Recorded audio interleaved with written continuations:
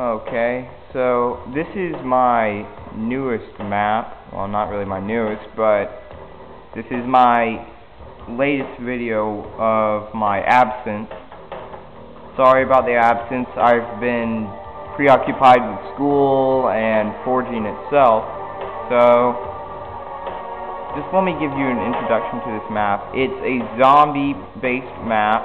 It plays similarly to Nazi zombies in the sense that you have to hold off in one building against an oncoming horde of zombies that never seems to die. But as you're holding out in this building, certain areas will unlock and you need to progress to the final room where you will make your final stand against the zombies. Once there will be a cache of weapons and various other items that will help you survive against the zombie horde until the time limit is over. So I'll go ahead and dive into this and show you what it's about.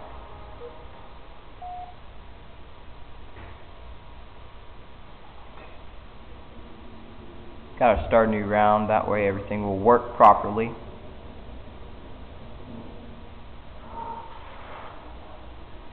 Okay, just let me head over here. And yes, the map is partially underwater, giving the sense that the water is actually the mist, in the sense that it obscures your vision. But in this game type, the zombies and humans can't jump very high, so it seems like the mist is just settling at a certain level and it's not actually water. So the zombies would break in right here, and they have to attack the humans who hold off in this room. It's very dark in this room, but you can actually see it in the game.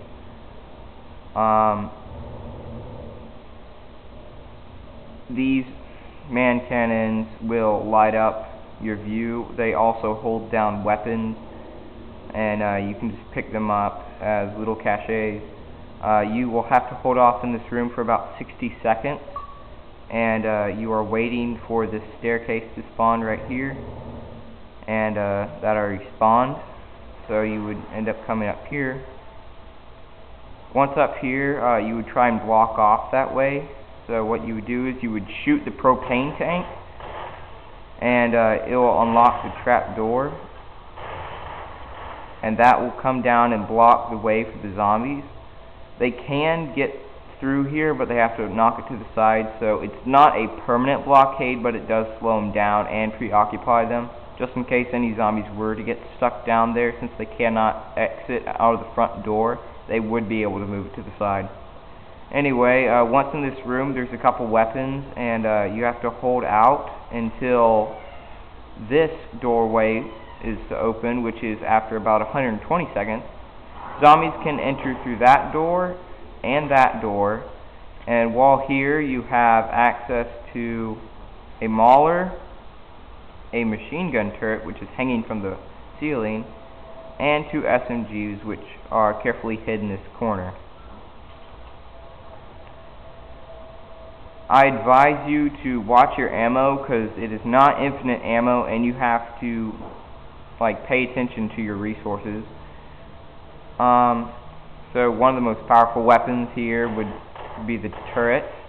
So you would just go ahead and knock that down and pick that up.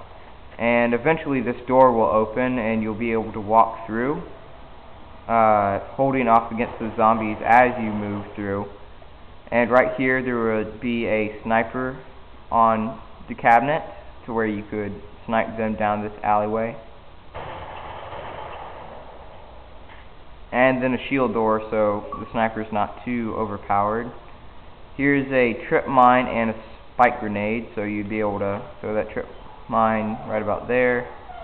And after a certain amount of time, this pallet will spawn.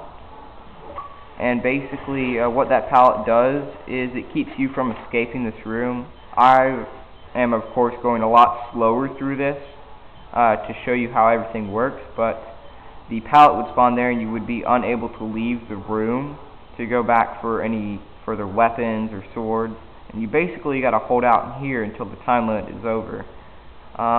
you can set traps for the zombies, and basically another reason the pallet is there is to know when the zombies are going to attack, because they do have to melee through it to get to you.